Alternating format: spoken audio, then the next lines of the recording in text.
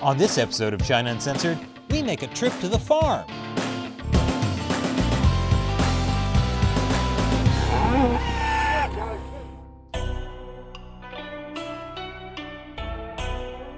Hi, Chris Chappell here in New Zealand.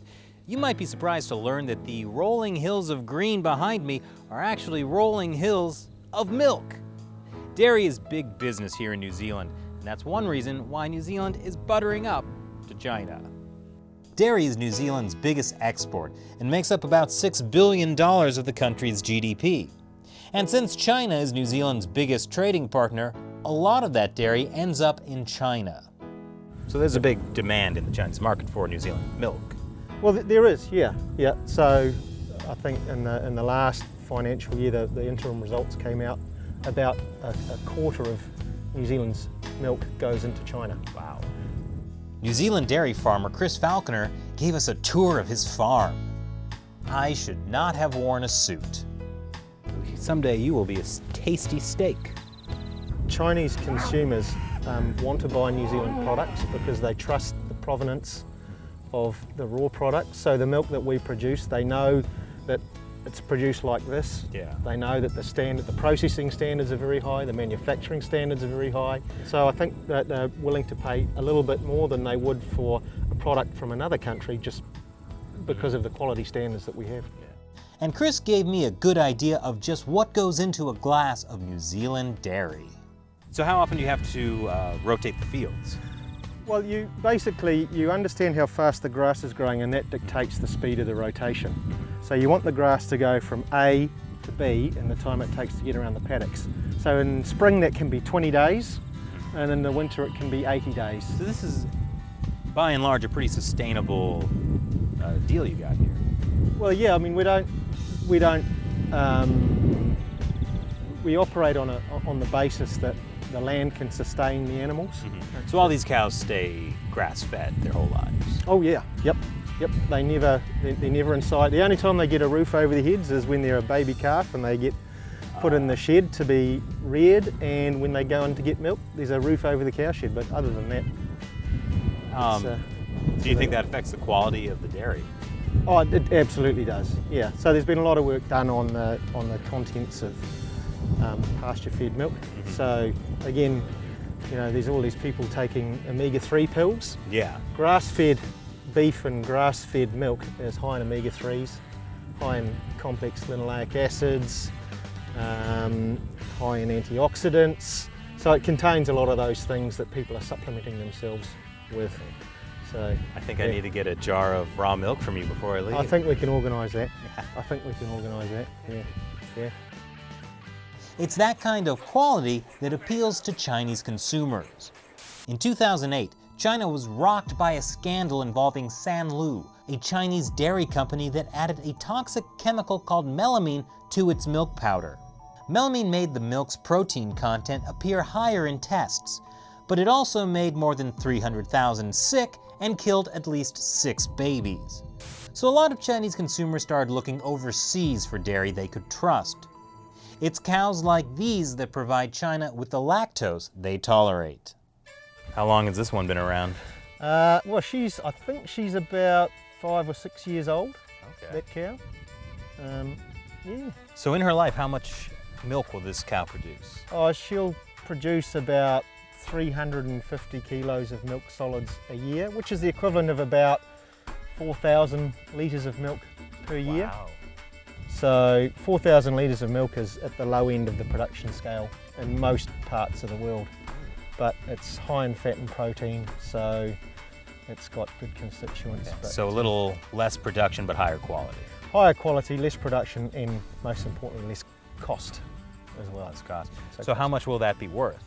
That cow? Mm-hmm. Well, the cow and the liquid gold that it comes. Well, she produces, as I say, about 350 kilos of milk solids a year, and they're, say, worth $6 a kilo, so you're about $2,000 worth of milk, and she's probably worth about $1,500 or $1,600, so she produces more than her value in milk every year. Wow. And also the manure too, right?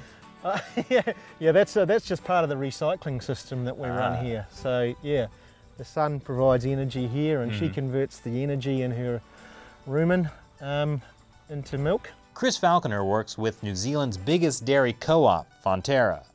Fonterra is the world's largest dairy exporter.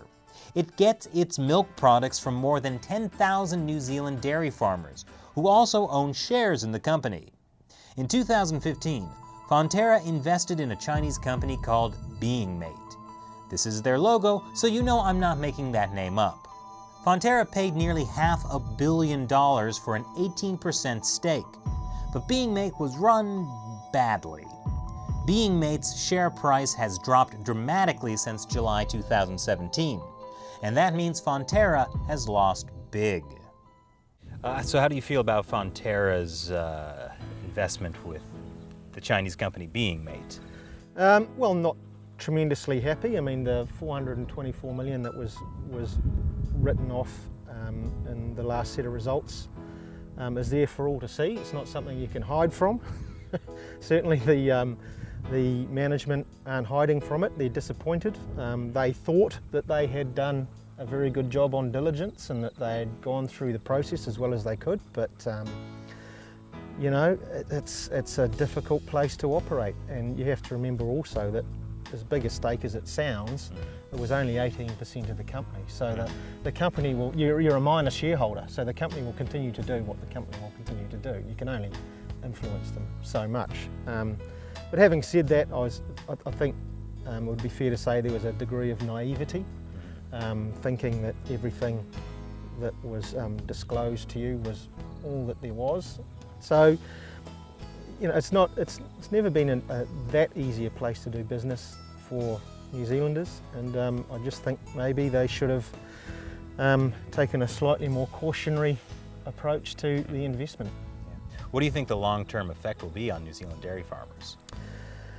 Well, it's hard to know. I mean, they're working with the management for Being Mate to improve the business returns and to put it on a stable footing so that it does what it's meant to do for New Zealand farmers, which is provide an avenue for markets and branding. So I think, you know, Friesland Campina, for example, the Dutch cooperative had a stake in a company in China, and they just wrote the whole lot off.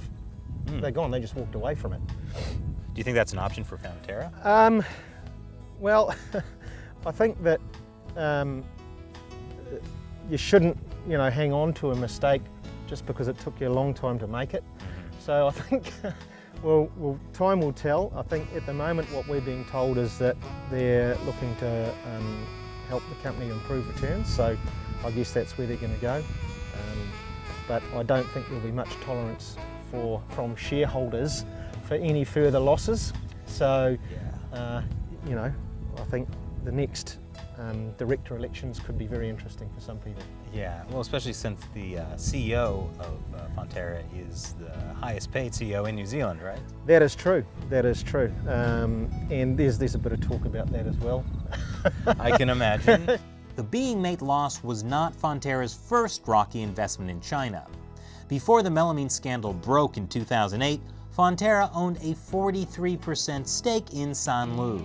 Whoops. But since China is such a huge market for New Zealand milk, Fonterra is still in it for the long haul. And here in New Zealand, the milk will still flow. This is where the cows get milked, so 40 cows each side. They come in, they line up with their rump here on an angle, and we come along, we put the cups on them, and by the time this row's finished, that other side is rolled in, and we just basically switch them over to the other side. Repeat until all the cows are gone. We're milking about 8 rows at the moment. Okay. How do the cows like it? They're very happy. And do you ever take a little bit off the top for yourself, for your kids? I've been known to regularly, yes. I usually have a pint every morning. A pint? Yeah. All right? All right. Do you want to try some milk? I'd love it. Cheers. Let's get some milk. Wow. So that should be enough. All right. Oh, that looks thick. Try that. Oh.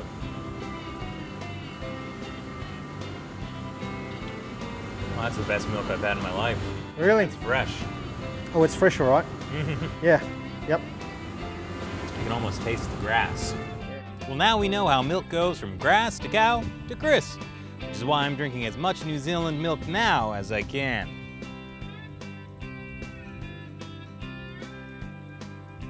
Oh, it's gonna be a deeply unpleasant flight back to New York.